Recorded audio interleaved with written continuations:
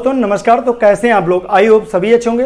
स्वागत है आपका स्टेनो मास्टर में। दोस्तों अगर नए हैं तो चैनल को सब्सक्राइब कर लीजिए। दोस्तों ये नंबर है और ये है मेरा एप्लीकेशन स्टेनो मास्टर। आप लोग सभी लोग ज्वाइन कर लीजिए, डाउनलोड कर लीजिए। दोस्तों आज आपको स्ट्रेटजी बताते हैं कि एसएससी जिन लोगों का अब स्किल लगा हुआ है, यानी जो अब एग्जाम आएगा उसके बाद स्किल लगा हुआ है, वो कब तक होगा और कैसे क्वालिफाइड हो सकता है। क्या क्वालिफाइड हो सकता है कि नहीं हो सकता है।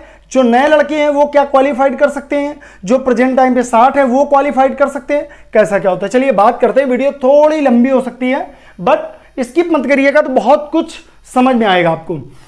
आते हैं किसी का भी एग्जाम लगा हुआ, ठीक है, ये चीज स्ट्रेटजी फॉलो करेंगे। देखिए अगर आपने बेसिक अभी नहीं सीखा है तो जनवरी में आपका स्किल करीब मान के चलिए होगा।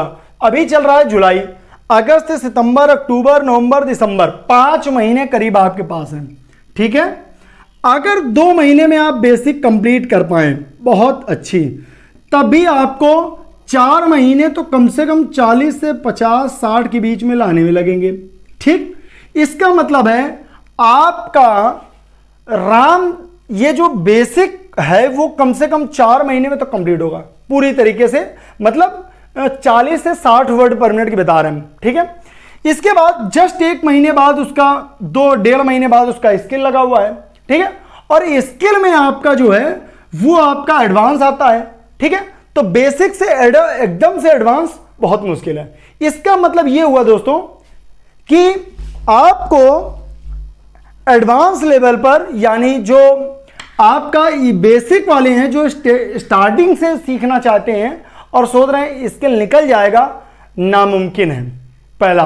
दूसरा, बेसिक वालों का आंसर मिल गया होगा, आप खुद बताना कि मैं सही कह रहा हूं कि नहीं कह रहा हूं। दूसरा, जिनका 60 वर्ड पर मिनट है उनके पास भी 5 महीने हैं। आराम से 1 महीना मेरी एडवांस आउटलाइन करो, खूब जम के करो, 1 महीना बचे आपके 4 महीने। इस 4 महीने में आप रामधारी खंड 1 एक्सरसाइज 30 से लेकर 90 तक, एक्सरसाइज 30 से लेके 90 तक 100 वर्ड पर मिनट के हिसाब से इतना लिखो कि रट जाए। मेरी बात समझ में आ रही है? ये आप बताना कि मैं बिल्कुल सही बोल रहा हूं, नहीं समझ में आ रहा, क्या नहीं समझ में आ रहा। निकालने का 100% फार्मूला मैं बता रहा हूं किसी यूट्यूब में आपको नहीं मिलेगा। 1 महीने आप 60 वर्ड पर मिनट है, आप 1 महीने एडवांस आउटलाइन ले लीजिए, क्योंकि उसमें बड़े बड़े वाक्यांश फ्लक्चुएट तरीका बताया जाता है, ठीक है। इसके बाद आप रामधारी खंड 1 करिए, एक्सरसाइज 30 से 90, 100 वर्ड पर मिनट के हिसाब से फ्लक्चुएट। ये नहीं कि समांतर ऐसे कैसे एक फुटकर शब्द बोल रहे आप लिख रहे हो, नहीं, फ्लक्चुएट से जैसे मैं बोलता हूं वैसे आप कर रहे हो, आराम से आपका इसमें निकल जाएगा, डी निकल जाएगा। अब आते हैं सी के लिए। इनका क्या सी निकल सकता है? यह सी निकलना थोड़ा सा मुश्किल है, नामुमकिन नहीं है। ये जो 60 वर्ड पर मिनट है इसका नामुमकिन नहीं है लेकिन मुश्किल है, जो 60 वर्ड पर मिनट है, लेकिन ये डी आराम से निकाल लेंगे, कोई दिक्कत नहीं है। रामधारी खंड 1 30 से 90 एक्सरसाइज खूब रट डालो, ठीक। नेक्स्ट आता है दोस्तों, अब आता है आपका सी के लिए। सी के लिए दोस्तों क्या करना है? सी के लिए जो आपको करना है वो आपको रामधारी खंड 1 आपको कम से कम स्पीड रखनी है 120 वर्ड पर मिनट। रामधारी खंड 1। रामधारी खंड 2 आपको स्पीड रखनी है कम से कम 120 वर्ड पर मिनट। यस, बिल्कुल सही सुन रहे हैं। एडिटोरियल अभी मैं बताऊंगा कौन सा करना है। एडिटोरियल में आपको स्पीड रखनी है 110, 105 वर्ड पर मिनट, इतना आपको करना है एडिटोरियल में। अब एडिटोरियल में आप सोच रहे होंगे कि क्या क्या किया जाए, कितने बार प्रैक्टिस करनी, सब बताऊंगा, ठीक है। इसके बाद आपने ये नोट कर लिया होगा, ठीक है, ये कस के प्रैक्टिस कर लिया होगा, ठीक है। ये इसके बाद एडिटोरियल जो है, एडिटोरियल में क्या करना है? तो एडिटोरियल में आप लोग जनसत्ता डेली प्रैक्टिस करिए खूब जम के, ठीक है। नेक्स्ट आप हिंदुस्तान, नेक्स्ट आप करिए निबंध, बस। और इसमें जो मुख्य है वो क्या है, तो मुख्य है आपका केवल ये मुख्य। अगर आपने इसको जम कर प्रैक्टिस कर ली तो लिख के ले लिया, आपका हो जाएगा। अगर आपने जनसत्ता की एडिटोरियल 110 115 वर्ड पर मिनट तक कर ली तो लिख के ले लो।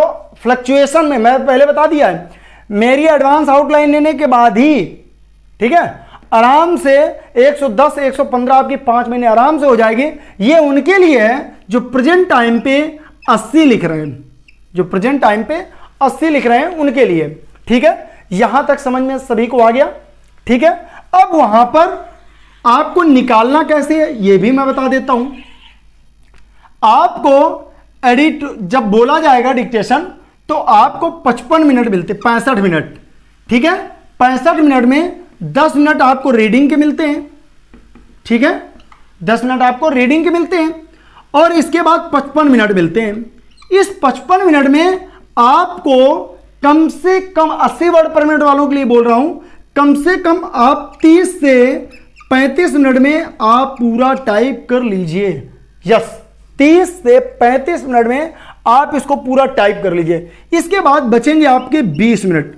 उस 20 मिनट में आप ध्यान रखिए, तो वैसे तो कॉमा की गलती नहीं होती है, लेकिन ये देखिए कौन सा अक्षर गलत हो रहा है। जैसे कभी कभी क्या होता है, ओवर कॉन्फिडेंस, स्किल जो मेन डिस्क्वालीफाइड होता है वो ओवर कॉन्फिडेंस की वजह से।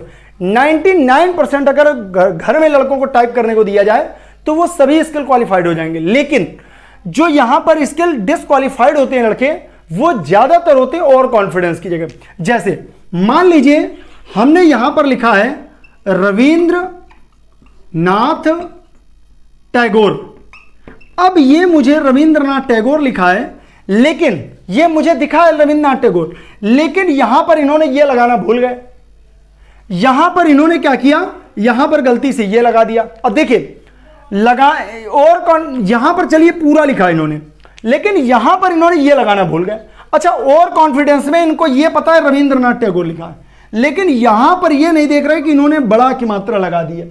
जैसे गिनती के कुछ ही 10 से 15 वर्ड होते हैं जो हिंदी में हमेशा कठिन होते हैं। जैसे उसमें एक आता है आपका उज्जवल, एक आता है आशीर्वाद। आशीर्वाद आप लोग ऐसे लिखते होंगे, है ना। तो ये 2 वर्ड ऐसे 10 वर्ड हैं, इनको आप लोग लिख लेना। शुद्ध अशुद्ध में आते हैं, इनको प्रैक्टिस कर लेना। बाकी एडिटोरियल आप रोज प्रैक्टिस करिए। रीडिंग, एक चीज आप लोग जरूर ध्यान रखना, आप ये जो सॉफ्टवेयर लेके आप टाइपिंग करने की सोच रहे हो, इससे क्वालिफाइड नहीं होगा आपका। मैं लिख के दे देता हूं, आपका जो क्वालिफाइड होगा वो आपका रीडिंग से होगा। जिसकी जितनी अच्छी रीडिंग होगी उसका उतना जल्दी क्वालिफाइड हो जाएगा। मैंने एक लड़का जो है हर जगह से फेल हो रहे थे, मेरे पास लड़के जो आए, मैंने एक महीने में उनको सी क्वालिफाइड कराया। जो 3 साल से फेल हो रहे थे, एक महीने मैंने स्किल उनका निकलवाया। किसके दम पे, रीडिंग की दम पे। टाइपिंग से अगर आप घर में बैठ के टाइपिंग कर रहे हो तो ऑलरेडी आपकी हिंदी शुद्ध हो गई होगी।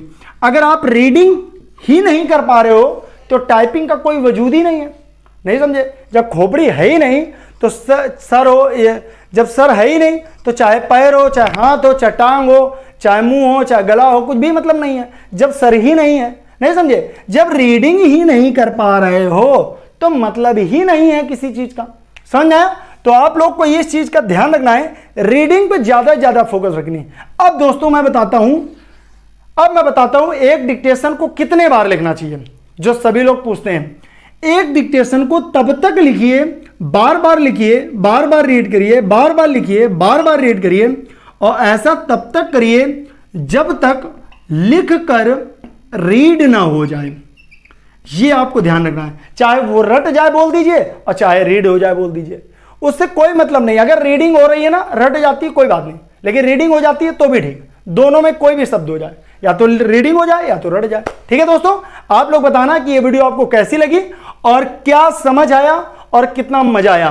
क्या आप इस चीज को फॉलो कर रहे हैं, क्या नहीं फॉलो कर रहे हैं, सभी चीज आप लोग कमेंट बॉक्स में कमेंट में जरूर बताइएगा। नेक्स्ट वीडियो किस चीज पे लाना है आप लोग जरूर बताइएगा। तब तक मिलते हैं नए वीडियो के साथ, तब तक के लिए जय हिंद।